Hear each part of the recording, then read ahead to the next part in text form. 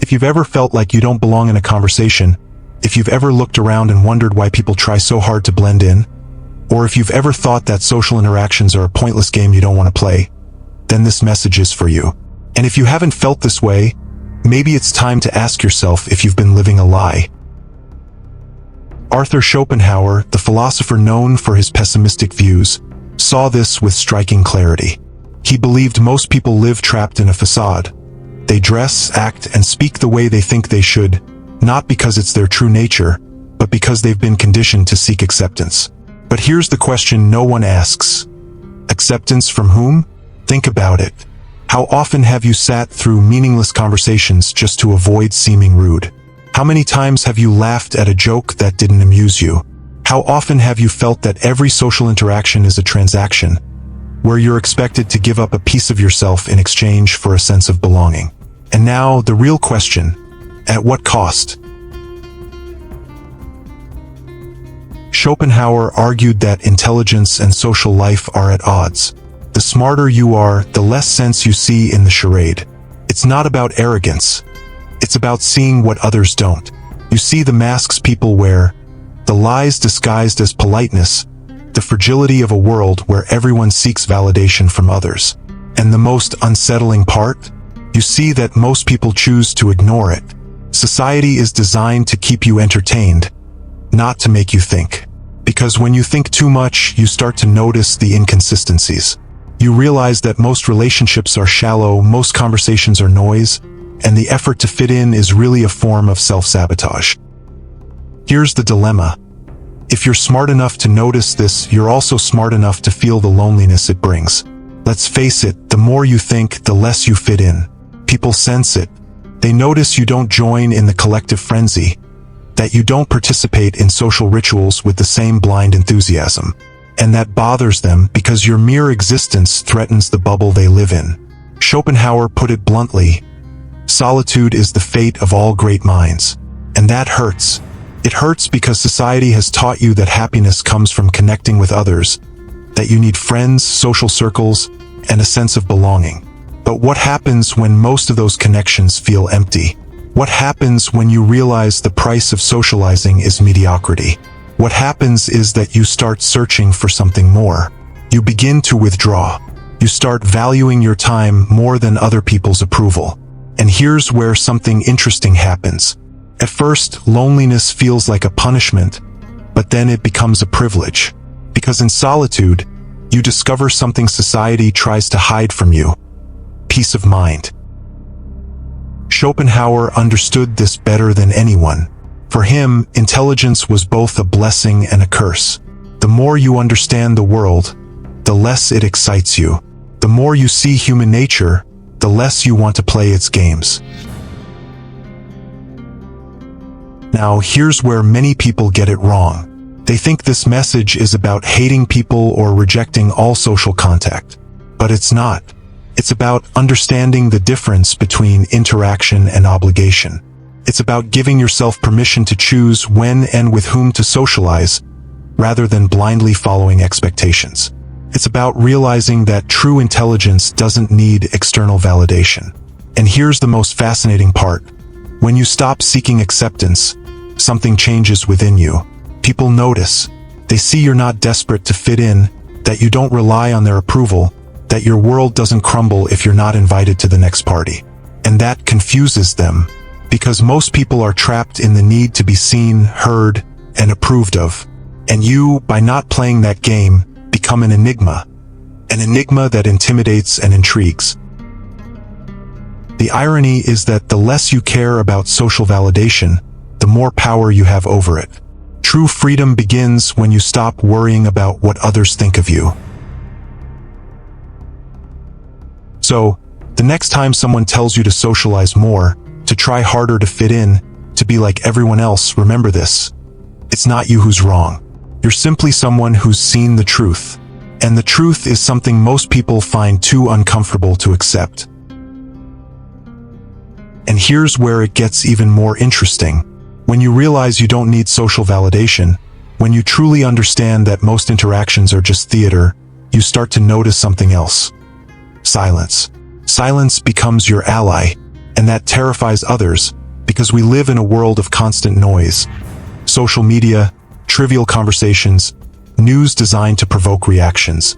Everything is designed to keep you distracted, because silence forces you to think, and thinking is dangerous.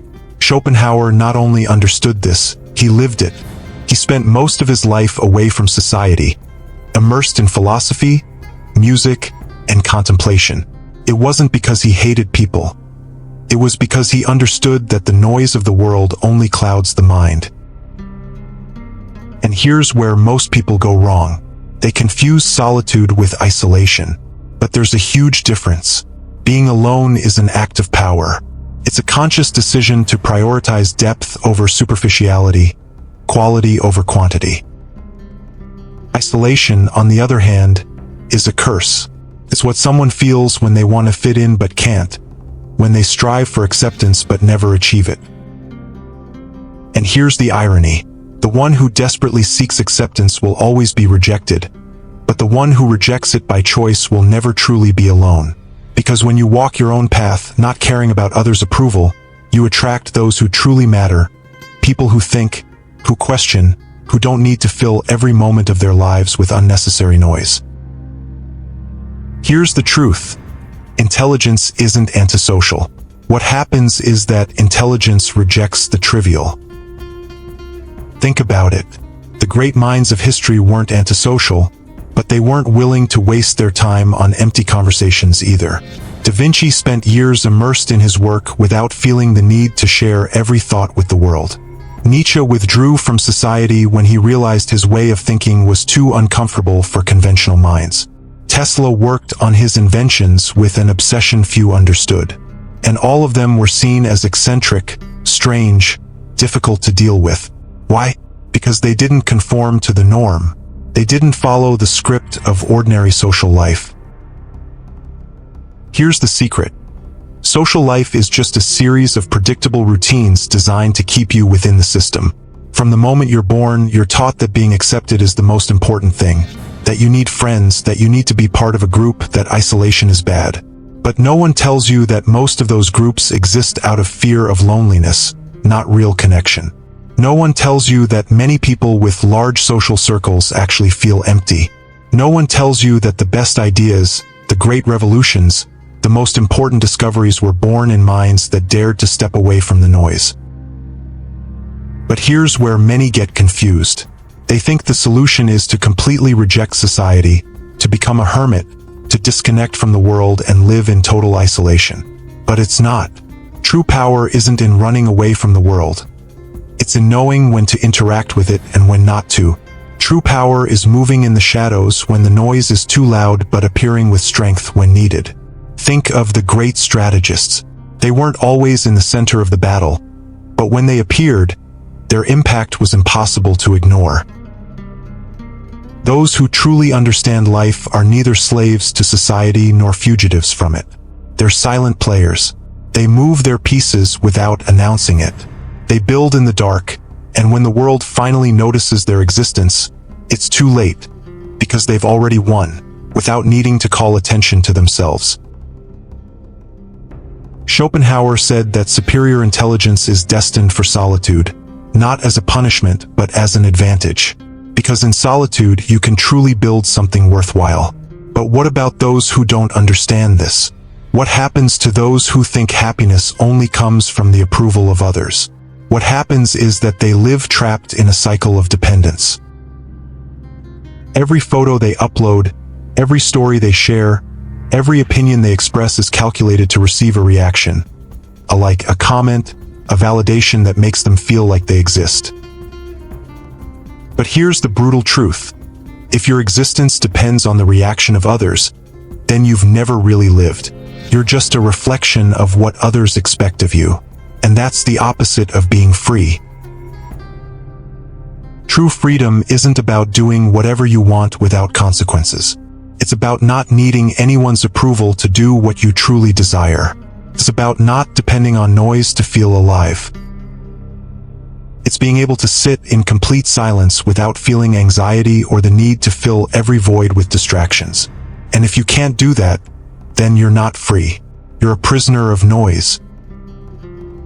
Schopenhauer understood this better than anyone, which is why he distanced himself from the world, not as an act of rejection but as a strategy. Because only from a distance can you see reality with clarity. Only in silence can you hear your own voice. And if you've made it this far, it's because deep down you already knew. You knew that something about modern social life doesn't make sense. You knew that many of the interactions you have are pure formality. You knew that true growth doesn't happen in the noise but in introspection. Now, the question is, will you have the courage to accept it? Because once you do, there's no turning back. It becomes unbearable. Trivial conversations seem absurd. The need to fit in disappears. And all that's left is the truth. The truth that solitude isn't a punishment. It's a privilege, reserved only for those strong enough to endure it. You can no longer deceive yourself. You can't force yourself to enjoy what once seemed normal. You can't pretend that empty conversations fulfill you or that external validation means anything. And that's the point of no return.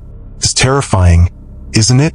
Because most people spend their lives trying to fit in, making silent sacrifices to be accepted, shutting down parts of their essence to avoid bothering others. But you can't do that anymore, because now you understand something most will never understand. Life isn't about fitting in. It's about finding what truly resonates with you and having the courage to follow that path, even if it means walking alone. And here's the most brutal paradox of all. The more you dare to be yourself, the more magnetism you generate. Because people are desperate for authenticity, but very few have the courage to be authentic. And those who do, those who move without fear, who don't need anyone's approval, they're the ones who end up being followed. Not because they seek it, but because true freedom is so rare, so unique, that it's impossible to ignore. So, I ask you, what will you do with this information? You can't ignore it. You can pretend you never saw this, go back to your normal life, keep participating in the farce, keep adapting to the mold that was imposed on you. Or you can do something much harder. You can accept the discomfort of the truth. You can embrace the idea that you'll never be understood by the majority. You can stop betraying yourself just to fit in. You can start living for you, not for others. Because in the end, there are two types of people in this world. Those who adapt and those who find themselves. The majority chooses the first option because it's easy, comfortable, safe. But the few who choose the second are the ones who truly leave a mark. So, tell me, what kind of person are you? If you've made it this far, I want you to leave a comment with the phrase "silence is power." Because those who understand this are the ones ready to play the game of life by their own rules.